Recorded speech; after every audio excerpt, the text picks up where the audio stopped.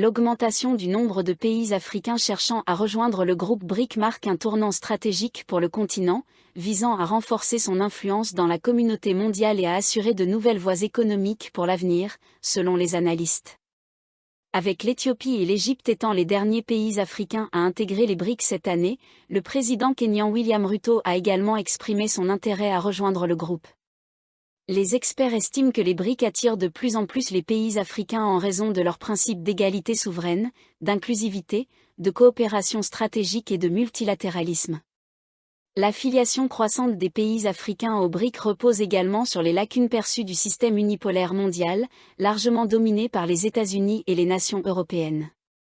Ali Khan Satchu, un banquier d'investissement renommé au Kenya, décrit les BRIC comme une étoile polaire pour les pays africains. Dans pratiquement tous les cas, il est logique pour ces pays de rejoindre le groupe.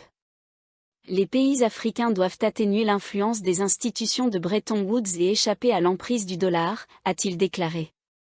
En rejoignant les BRIC, en augmentant leur commerce bilatéral et en favorisant les règlements en monnaie locale, les BRIC représentent un atout pour les pays africains. D'un autre côté, Frédéric Ogola, PDG de l'African Health and Economic Institute, une organisation de recherche à but non lucratif au Kenya, affirme que par le passé, le Kenya et de nombreux pays en développement ont dépendu des relations économiques avec l'Occident, dont l'architecture économique est biaisée et maintient les pays pauvres dans la précarité. Ogola identifie plusieurs avantages pour les pays africains à rejoindre les BRIC.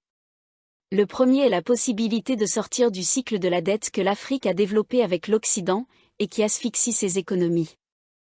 La plupart des dettes contractées par les nations africaines auprès des institutions occidentales sont assorties de taux d'intérêt punitifs, explique-t-il. Jusqu'à présent, l'initiative chinoise des nouvelles routes de la soie a démontré que ces prêts affichent des taux d'intérêt bien plus bas que ceux des prêteurs privés occidentaux, ajoute-t-il. Des prix abordables.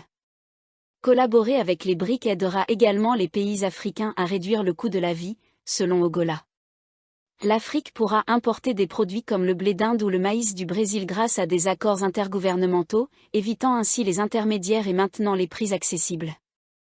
D'autres secteurs bénéficieront aussi de l'intégration aux BRIC, notamment le commerce, en favorisant les échanges de biens à valeur ajoutée et intermédiaires plutôt que la simple exportation de matières premières.